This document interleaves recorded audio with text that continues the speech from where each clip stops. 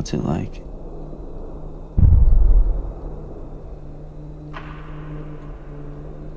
What's what like?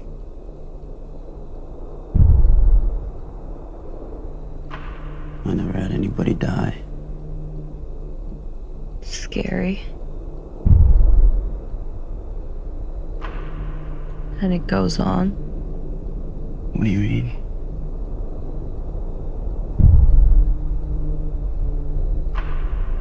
Like, the world cracks apart.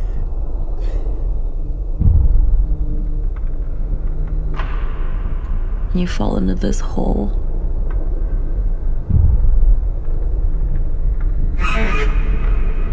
And the sides are mud, and you can't get out.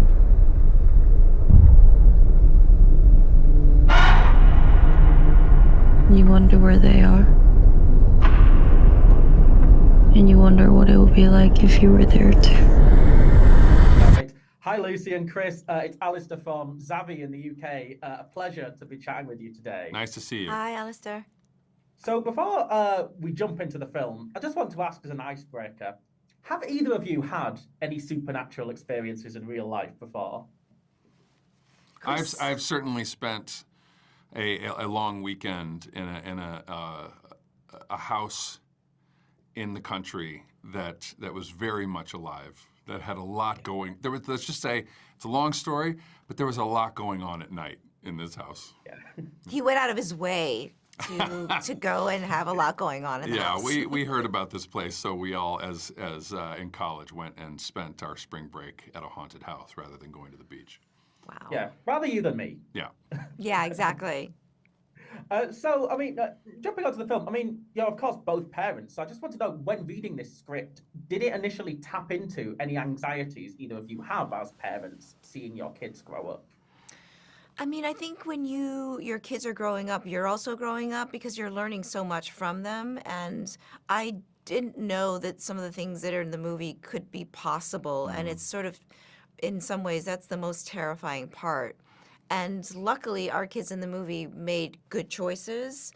You know, their job is to sort of break away from their parents at a certain age. Yeah. And I don't know. I think as a parent, we watched how the couple that we were, and even with our relationships with individual children, were so dysfunctional. And it really emphasizes how important communication is and repair. Yeah, absolutely.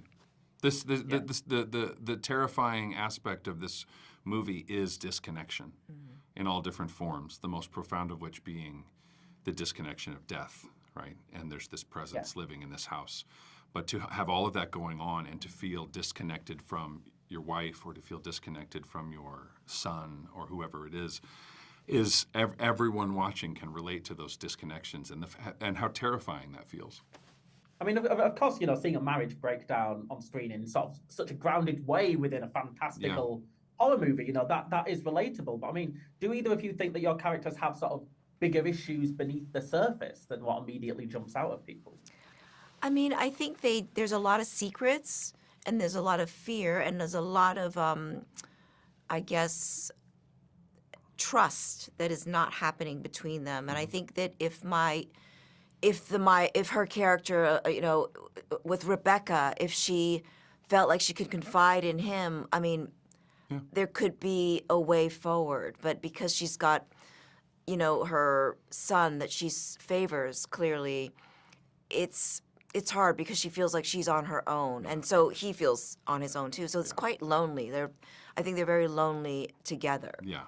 Everyone in the film is processing things differently, and it creates a great loneliness.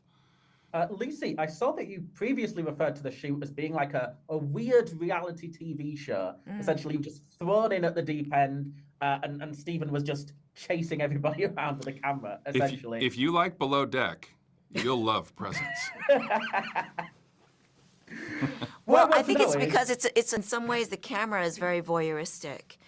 And the audience then, you know, has a front row seat to the ins and outs and the sort of the dislocation of this family, you know, and you're watching it and you're seeing what it is a reality show of this family and how they get along or don't get along, or what the facade is that they present, right? And I think that's why, to me, it's a bit of a reality show, because you're focusing on this family alone. They never go out of the house.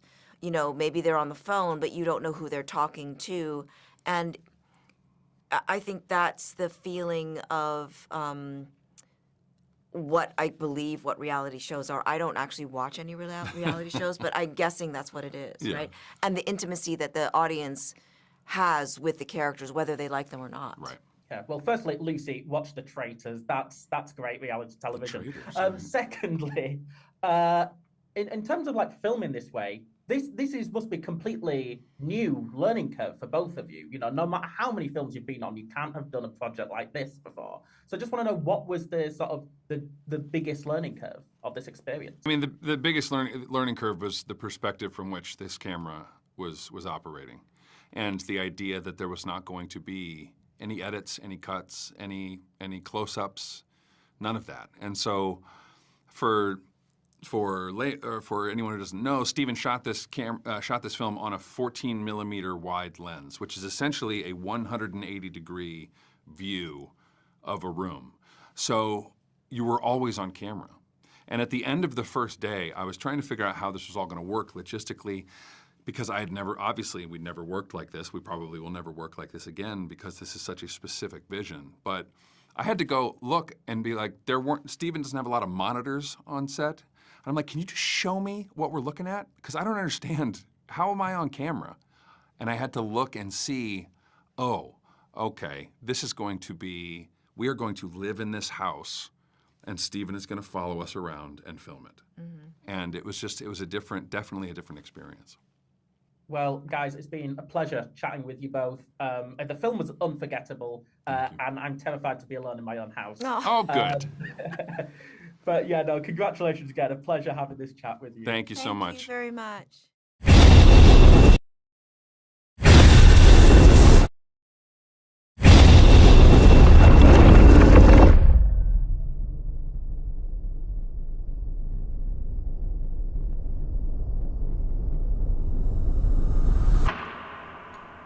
Hi guys, I'm Alistair from Zavvi in the UK. A pleasure to be chatting with you, and congratulations on a movie that I haven't been able to shake. Oh, thank you so much.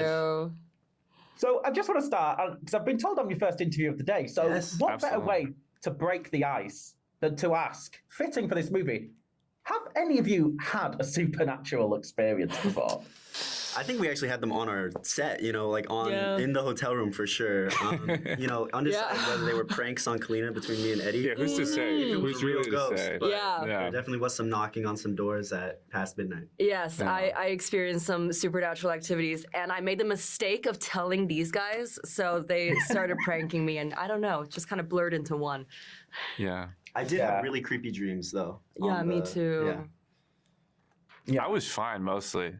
I had a good time in the hotel, but maybe it's because I was pranking these guys. And that also helps build this family dynamic, because from what I've seen, like, it was a very quick shoot. I think it was less than 2 weeks.